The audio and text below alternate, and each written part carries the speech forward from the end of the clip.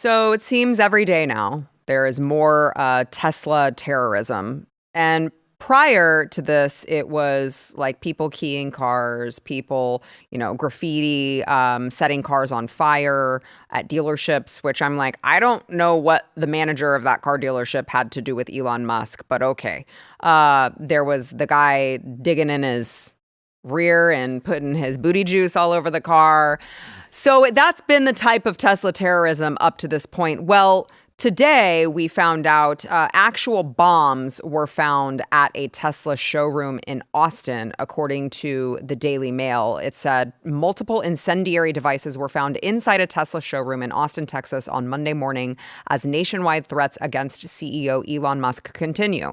Austin Police Department officers were called to the electric vehicle showroom just after 8 a.m. after an anonymous caller reported that there were bombs placed inside the building. Authorities rushed to the scene and located multiple suspicious devices at the Tesla dealership. Austin Police Bomb Squad were also called to help, and that the incendiary devices, which are designed to cause large-scale explosive violence, were taken into police custody without incidents, and they don't know who did it. No arrests have been made. So no arrests have been made. That is starting to have dangerous consequences here. And, you have Elon Musk over the weekend reacting to Jamal Bowman, which I want to get into. But I first want to get your thoughts, gentlemen, on the level in which this has escalated so quickly against, again, a man who has been asked by President Trump to root out waste, fraud, and corruption in our government, which, by the way, for you dum-dums on the other side, because I know you don't realize this, that's your money. It's not government money. Like You're assuming they have jobs. Well, that's fair, Stu. Yeah, come that's on. My first. That's taxes. my first. Yeah, come on. Yeah, that's my first flaw. That's the problem, is that they're benefiting from all of this waste, fraud, and corruption because they're just leeches in society, and we're the ones who are paying for it all. But they have this concept of like government money, and it's like, no, that's just our money. He's actually helping you. And so now you have the level, that we've reached where we have actual according to the Daily Mail report, we have actual bombs now being placed, which I'd like to know why there was an anonymous tip that there were bombs. Like maybe they just wanted the exposure headline. I don't know. Because it seems like if you wanted to plant bombs, you wouldn't call in and report that there were bombs. You would just wait for the bombs to go off. That was a tactic the IRA used to do, as I knew, because I lived through it in the UK. They would call up and they would say, hey, listen, there are bombs. And what they would normally do was that would happen so they could get the human beings out of the situation. And then they'd bomb it. And then there'd be infrastructure damage. Okay. Right, so you don't get the negativity of killing someone. And you just, because everyone's like, it's just a dealership. Just Right. property. Yeah. Just like during the BLM riots, it's like massive record amounts of property damage. You're like, well, you can file an insurance claim. That's fine. But if you remember, 5 seconds ago, there was an insurrection that was the most violent insurrection forever, in ever. And now they're actually planting bombs and they just dismiss it like it doesn't matter. But look, I mean, the idiots, and that's all they are. They're absolute morons that actually figured out that when they're defacing other people's cars, they're people on their side that bought them, especially like in California, right, where it's like something like 70% of Tesla owners in California are liberals. They finally figured out, because they're so dumb, that they're actually attacking people on their own side, right? So now they're going for infrastructure. But look, I mean, this happened with the Weather Underground, right? I mean, this happened back in the day. This is not new. And what it does show is that they are absolutely on the ropes and they are panicked.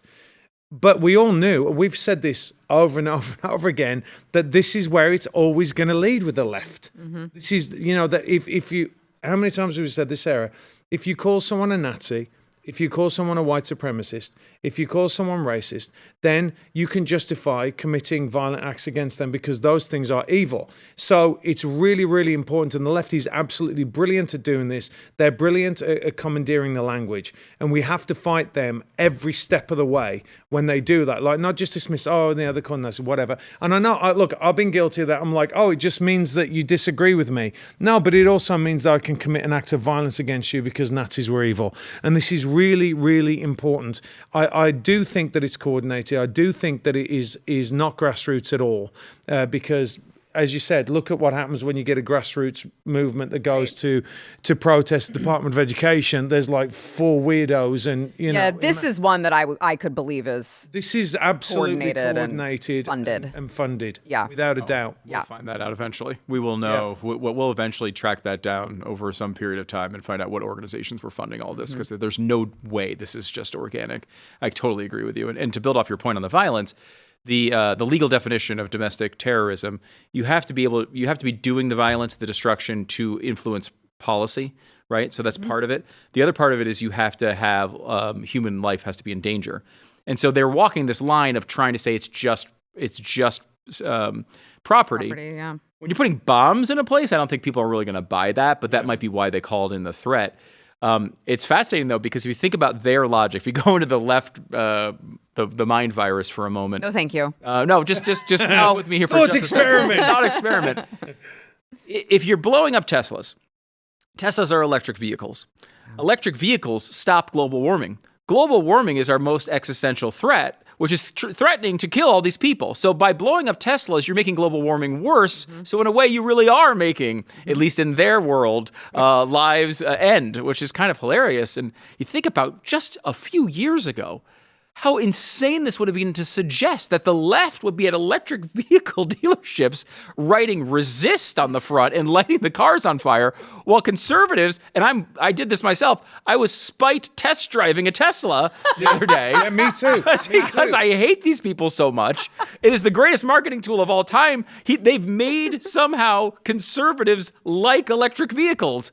How did this happen? And it's so insane how fast it happened, and how crazy it is. And I came back to the same thought of when we were talking about lighting these things on fire. The left is doing that.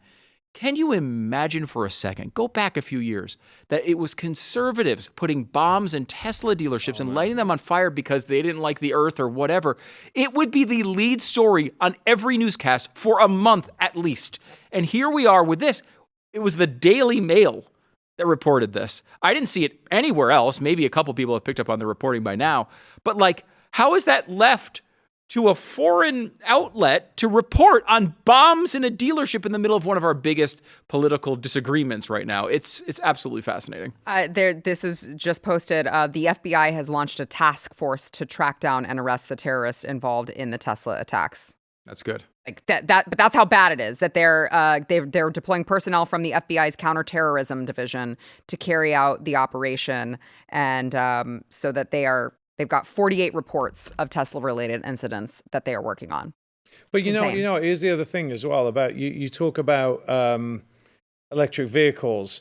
What they've managed to do, right? Because conservatives wouldn't buy a Tesla because they know that the climate change. I still won't, by the way. Yeah. I just won't. I would. I did the same thing. I went and I drove one. I did. What'd you drive? I drove the Model Y, but I'd want the Cybertruck, to be honest. Yeah, that's what I was wondering. Because I'd want to be in Aliens, because it looks like it's in Alien. It does. Alien. Okay, can I just say, I do think that it's ugly. I'm sorry. Oh, no. It's very ugly. I think it's the coolest. No, but I don't know if you guys saw, I think it's Las Vegas Police Department. They just were gifted or something, these new Cybertrucks. And seeing the Cybertrucks with the sirens and the lights and stuff and watching that, I'm like, all right, that's pretty cool. Yeah. Only because it reminds me of something that should be in RoboCop. Right. And then it kind of is when it's used for the police. And I'm like, all right, that's cool, but I don't want to drive it. It's ugly. See, I think they're super cool, and but here's the difference.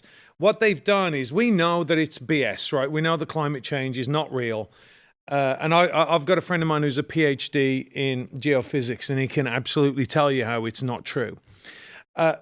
But the reason why people are looking at them now is actually because they're very, very, very well made. Yeah, they are. Yeah, they're Yeah. They are the best electric car on. And the security features, and I mean, they really are like. Thing. They've got Sentry mode with 9 cameras on, and people are like, "I'm gonna go with my boot." You're like, you guys are so stupid. But again, this is because, and we know this, and we've said this again 1,000 times, that the left, they base their ideology on nothing that is tangible, that is real, that is factual. Mm-hmm. It's all emotion based, and this is how they get manipulated by the people that are higher up that just want to move the needle by using useful idiots and just poking them. Which begs the question: how much responsibility do those people bear when they are the ones knowing that they are amping up all these dumb, useful idiots who are going out and committing these crimes. If you like this clip and you want to see the full episode, click here. And if you want to subscribe to the channel, come on, you know you do. Click here.